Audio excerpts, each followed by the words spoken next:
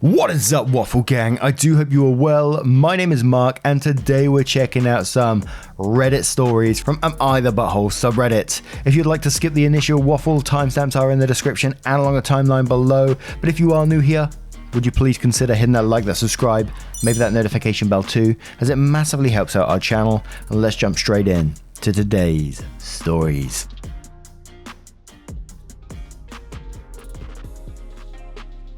Now, our first story comes from Am I the Arsehole Narfam. Am I the arsehole for not letting my family anywhere near my family? This whole thing technically started years ago, but feel context is needed. About 10 years ago, when I, 36 male now, married my wife, 35 female, we wanted to start our family right away. Life didn't really pan out. It was actually a mix between both my partner and I have fertility issues. My family tried to convince me to break up with my wife because, and I quote, she can't carry our family name. Even though I told them it was also in part my personal infertility issue. But they just blamed my wife. To give context to that, I'm the only male born in my generation, so was the only one that got married and passed my family name down. My family is very traditionalist, to say the least. I had to cut them out of my life due to this. Onto this now situation. After a lot of heartaches and going through different approaches including IVF and every other treatment that was available to us, we are now parents to two beautiful baby boys.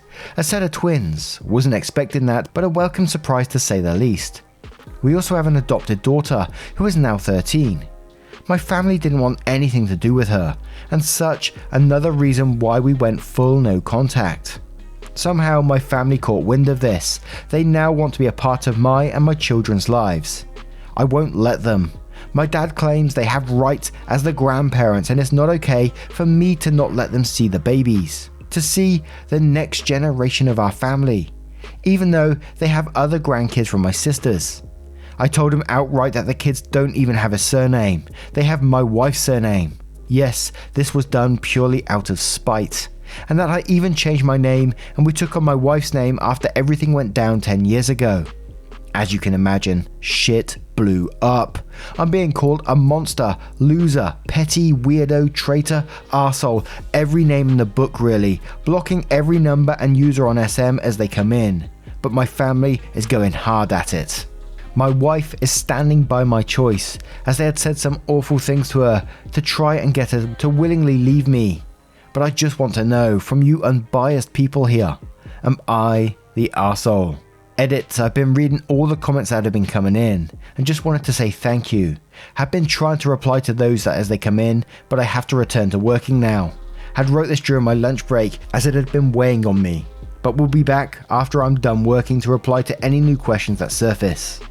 And straight away I can come into this one and say absolutely not the arsehole. You probably knew this yourself already, but I guess sometimes it is nice to just hear this from other people. But wow, what a toxic family, being traditionalists and claiming to leave your wife because of her infertility, even though you had some of the same issues by the sounds of it. Congratulations on the adopted daughter and the baby twins, by the way. And another point coming up, now we're talking about the adopted daughter. Even if you was, hypothetically, you was to let them back into your lives and they saw the babies, they would still treat the adopted daughter completely different. You know that, I know that, as we can just tell how toxic these people are just from this one story, claiming that they have rights as grandparents. Get the hell out of here with that. And whereas we was coming towards the end of that story when it said you changed your name out of spite, and then they went crazy and started calling you a monster, loosey, petty, weirdo, traitor, arsehole, and they went down that route, it just shows, they haven't changed at all. They're not going to change. These people are not going to change, and you've done the right thing by going no contact and just living your happy life without them. To me anyway. I'm not sure if it would be the end of it without going down the legal route, because it seems like they're going to keep on harassing you at this point, but who knows. Toasty81 says, not the arsehole. Do what's best for your kids, OP. You know your family better than us, and from what you wrote, I really wouldn't want them in my life either. OP said, thank you for your reply. After the things they said, I don't want my family to have access to my children. Had to remove a lot due to character limits, but one thing that especially irked me was when I first adopted my daughter. Was my mum said to my daughter's face, hello not real granddaughter. Oh my word. Oh dear. She sure didn't understand my mum at the time, as she only knew her native language, Mandarin. We adopted her from my wife's cousin, but like, who says that to a 2-year-old kid? Adele DeWitt says, not the arsehole, they are demonstrating to you exactly why they should not be a part of your family. They don't earn a place in your family again by disparaging you and behaving poorly. If you let them back in, they would make it very, very clear to your children that only the twin boys are actually a part of the family and that your daughter is not. You are doing the right thing protecting your family from family. No Jellyfish says, not the arsehole, you are better off without these horrible people. Also, congratulations for being a good husband and father. It's great you had your wife's back all the time and you didn't bend to your family's ridiculous demands. OP replies to that saying, thank you, after a straight month plus of dealing with this, it's reassuring to hear that. To which one more comment from Dragon Celica says, don't know if I pronounced that right, and replies to that comment saying, 1 month of these people harassing you has left you enough doubt that you came here for a perspective. Alright, here we go. You're a full-fledged adult with your own life. You're old enough to have developed a sense of right and wrong and all the complexities in between. You have your own moral compass and you know which direction you wish to follow in your life. When you and your wife were hit with a painful realization that infertility was now something you both had to work through, you faced it side by side. You had the strength to stand up and protect your wife when your family came for her and tried to break your marriage because of it. When they said horrible things to an innocent child, you had to protect her from your family too, just as you did with your wife. You had the strength and ability to walk away from the toxicity. Everything I wrote here is what makes it so easy for me to say you're an amazing father and husband with a strong sense of self. Yet your family still planted the tiniest seed of doubt after wearing you down. If they could do that to you, what chance do your children have? Your children don't have the ability to walk away. You are the shield that protects them from those who would hurt them by warping their minds and hearts. You have taken the hits so they don't have to.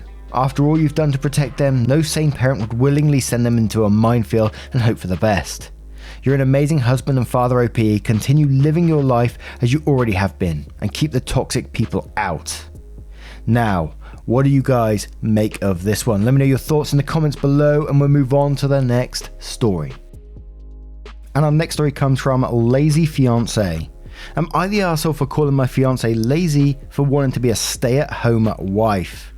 I'm 42 male and I'm engaged to who I feel is the one, 33 female. We've been dating for just over 3 years and I proposed last month. Last night, after another session of wedding planning, my fiance asked if I would be alright with her being a stay-at-home wife. At first I laughed because I thought she was joking, but she was being very serious. She told me not to laugh and she wants to be a stay-at-home wife. I asked her why, as we both make pretty good money at our jobs and we can't afford our current lifestyle with just one income. She says it's because I make a lot more, which is true. I make about 40% more than her and we could scale back our lifestyle. And said, it's been on my mind a lot. I think working 9 to 5 just isn't for me. I asked her if she was being serious and she confirmed that she is. I said that I'm not comfortable with that idea and said maybe if we have kids she could be a stay-at-home mum, but I'm not cool with her being a stay-at-home wife. And she said that I was being manipulative since we're both child-free, but I just said that as a hypothetical since I'm not at all okay with being the sole breadwinner. That divulged into a pretty heated argument, with her saying that I should support her dreams. She never stated what she wants to do with her staying at home, even though I did ask. So this is where I may be the arsehole. In the heat of the moment I said, where is this coming from? Why is your dream to be a stay-at-home wife? Is your dream to be lazy? She got really upset at that and has gone to her mother's and said, we'll talk more when you calm down. I'll be real here, I don't want her to be a stay-at-home wife. I'm not okay with being the sole breadwinner and I do not wish to support this dream. I want a partner in life, not a dependent doing nothing productive with their days. Am I the arsehole? The thing saying about they should support her dreams, and you know, you did ask about what she would be doing at home, and I think there's a bit of a different scenario where if she's just at home and she's being lazy, then you know, that's not a dream. My dream is to literally just lay on the floor and look at the ceiling for the rest of my life, but I think it would be slightly different if she came out and said, look, I want to go back into education, or I want to start my own business, and she has a business plan and all this kind of stuff. I think that makes it a bit different. That's a dream, isn't it? You're chasing something that you really want to go for rather than nothing. So I can't blame you for not wanting to support someone doing nothing while you're bringing in income and supporting that person doing it. And to me, it kind of felt weird in this that, you know, you've been dating for 3 years, you proposed last month, and then suddenly this comes out of nowhere. That seems kind of shady to me, but I might be totally wrong as well. Text format is difficult sometimes, but Claw says not the arsehole, so she waits until you propose and she thinks she has you wrapped around her finger to tell you her dream of being lazy, then has the nerve to say that you're the manipulative one. Jesus. OP replies to that saying, that's a very good point. Up until I proposed to her, she was just filled with so much ambition. One of the reasons I fell in love in the first place. Feels like it came out of left field, her sudden desire not to work. Scalding Tape says, lol, support her dreams. If my husband had a dream to go to college, I would support that. If he had a dream to start his own business in an area he was passionate about, I would support that. If he had a dream to sit on his ass and play video games, be a stay-at-home husband, he would soon be supporting my dream to be divorced. It sounds like you and your fiance have very different values in life. Not the arsehole. Username says, not the arsehole. It's weird to me that you guys have been dating for 3 years and this conversation hasn't come up until 1 month after being engaged. OP replies saying, up until I proposed, she was actually actively going for a better paying position at her company. I fell in love with her level of motivation. Had met her when our 2 companies had to work on a project together for another company. I thought we had the same mentality, and I feel pretty blindsided by a sudden change of heart in terms of her future goals. Last Lady Resting says, is everything okay at her work? Is she getting burned out or under strain? It seems odd that she changed so abruptly. It makes me wonder if something is wrong and she's not doing a very good job of expressing that. Luxstrick says, not the arsehole. Being a stay-at-home mum is a job. Being a stay-at-home wife is being a freeloader. Arazel says, no one's an arsehole here. You two are incompatible. There is zero reason for you to scale back your lifestyle if you don't want to. It's fine for her to want to be a housewife. It's also fine for you not want to be married to a housewife. Do not marry this woman. Reddit's Nightmare replies to that saying, I do think she is a major arsehole for revealing this major lifestyle shift request 1 month before the wedding.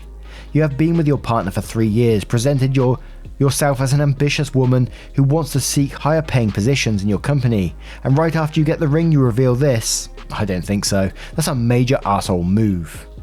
Now, what do you guys make of this one? What would you do if your partner requested this from you? After you just got engaged, for example. Let me know your thoughts in the comments below and we'll move on to the next story. And our next story comes from Otaku Guy. Am I the arsehole for potentially traumatizing my neighbor's children after they kept coming onto my property and trying to get into my house? Me and my now fiance have lived in this house and neighborhood for a few months now. I have a 1-year-old son myself, so I know how kids can be. However, my neighbors have 3 children, a 9, 12 and 14-year-old. All of them are boys. At first they weren't too much trouble. I would just see them running around, throwing sticks, riding scooters across the street. But as of recently, they started getting a lot closer to my property. This started with the oldest one throwing various trash into our yard that my fiance would continually have to pick up. Then all 3 children started digging holes in our yard, banging on our door, and I even caught them trying to lockpick my front door with a bobby pin. This happened 4 to 5 times already. Of course, I brought this up to their mother, who has done little about it. They seem to have very little supervision, and apparently CPS has already been called numerous times because how often they seem to be left alone. I warned the mother that we have 2 big dogs, whose sole purpose was to protect against intruders. So if their sons happened to actually get into my house, they would probably end up hurt. I did not want these little children to end up hurt, of course, which is why I was warning her. She brushed it off, saying if anything happened to her boys, she would have me promptly arrested and my dogs put down. So I decided to take matters into my own hands to ensure the safety of these boys. As expected, the oldest one and his brothers were sneaking around my yard again. I waited until they got close to the front door, when the second youngest opened the door. I said a command to my dogs and they immediately ran out, barking and growling. All the boys screamed and started yelling. They ran and ran all the way till they got to their house, getting wet by the lawn sprinklers on the way. I called my dogs back. They stopped at the end of the lawn like I had trained them to, and we didn't hear much for a few days. The mother and the police came knocking at the door. Said some stuff about how my dogs bit her children and I was a danger to the neighbours. But I showed the security footage from my camera to the police and it pretty much died down from there. She's still trying to keep the case open, but I feel as if I've done little to no wrong. Her boys don't bother us anymore and her children aren't hurt and were never going to be. Am I the arsehole? Edit. I did tell the police that they were attempting to break into my house. It was obvious from the video too. I just decided not to press charges considering the only reason they're acting like this is because they have a neglectful mother. From your comments, I've decided all I can do is get the boys out of there. Lol, for those of you who say my dogs are aggressive, Mabel can't sleep unless she chews on her stuffy repeatedly, and Robbie is scared of spoons. Now, I think from the title on this one, it was always going to be a not the arsehole, but I was interested to see any twists and turns happen within the story. And it seemed like the kids were getting confident from the very get-go, that they were edging closer and closer to your lawn to eventually digging holes in your lawn.